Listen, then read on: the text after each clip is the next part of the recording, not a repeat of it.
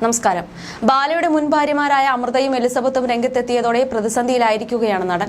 കോടതി രേഖകളിൽ കൃത്രിമം കാണിച്ചെന്നായിരുന്നു അമൃതയുടെ പരാതി. വിവാഹമോചന കരാറിലെ കോംപ്രമൈസ് എഗ്രിമെന്റിൽ കൃത്രിമം കാണിച്ചെന്നും അമൃതയുടെ ഒപ്പി വ്യാജമായി ഇട്ടെന്നും പരാതിയിൽ പറയുന്നു. കഴിഞ്ഞ ദിവസമായിരുന്നു നടൻ ബാലയ്ക്കെതിരെ മുൻ ഭാര്യയും ഗായികയുമായ അമൃത സുരേഷ് പരാതി നൽകിയത്. ഇതിന് പിന്നാലെ നടനെതിരെ കേസെടുക്കുകയും ചെയ്തിരുന്നു. ഇതിന് പിന്നാലെ അമൃതയെ പിന്തുണച്ചും വിമർശിച്ചും ആളുകൾ രംഗത്തെത്തിയിരുന്നു. അമൃതയെ പിന്തുണച്ച് തങ്ങൾ നേരിടുന്ന ആക്രമണത്തെക്കുറിച്ച് വ്യക്തമാക്കിയും സഹോദരി അഭിരാമി സുരേഷും ഫേസ്ബുക്കിൽ ഒരു പോസ്റ്റ് പങ്കുവച്ചിരുന്നു. തങ്ങൾ ഒരുപാട് സഹിച്ചു കഴിഞ്ഞെന്നും കൂടുതൽ ആക്രമണങ്ങൾ വരുമ്പോൾ താൻ മിണ്ടാതിരിക്കില്ലെന്നും കുറിപ്പിൽ പറയുന്നു. തങ്ങളെ സംരക്ഷിക്കാൻ ഇപ്പോൾ തങ്ങളുടെ അച്ഛനില്ല, അതിനാൽ താൻ അത് ചെയ്യുമെന്നും ഇത് ആരെയും അപകീർത്തിപ്പെടുത്താനല്ല, ഇത് ഞങ്ങളുടെ സത്യത്തിന് വേണ്ടിയാണ്, നുണകൾ കേട്ട് മടുത്തു എന്നായിരുന്നു പോസ്റ്റ്. അഭിരാമിയുടെ പോസ്റ്റിന് നിരവധി കമന്റുകളും വന്നു. ഇതിൽ ഒരു കമന്റ് അഭിരാമി ഏറെ ഞെട്ടിക്കുന്നതായിരുന്നു. അഭിരാമിയുടെ സുഹൃത്തായ അഭിരാമി എന്ന പേരുള്ള വ്യക്തിക്ക് വേണ്ടി സഹായം അഭ്യർത്ഥിച്ച് പങ്കുവച്ച പോസ്റ്റ് തെറ്റായ രീതിയിൽ വ്യാഖ്യാനിക്കുന്നതായിരുന്നു ആ കമന്റ്. സോഷ്യൽ മീഡിയയിൽ ഒരു കത്ത് പ്രചരിക്കുന്നുണ്ട്.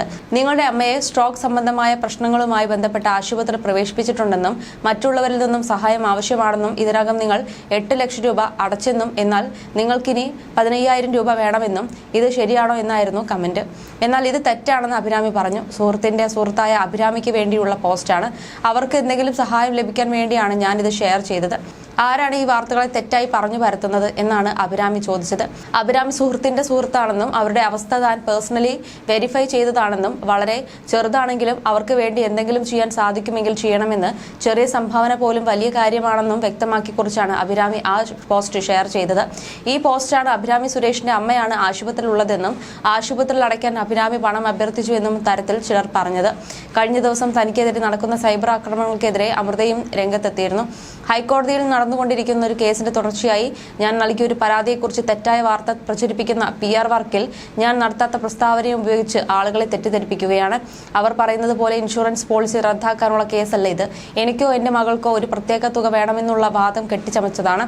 ഞാൻ അത്തരത്തിലൊരു പ്രസ്താവനയും നടത്തിയിട്ടില്ല. ഇതിനെല്ലാം പിന്നിൽ ആരെന്ന് നമുക്കെല്ലാം അറിയാം. തന്റെ പ്രവൃത്തികൾ മറച്ചുവെക്കാൻ ജനങ്ങളെ തെറ്റിദ്ധരിപ്പിക്കുന്നതും പുകമറ സൃഷ്ടിക്കുന്നതും പൂർണ്ണമായും അധാർമികമാണ്.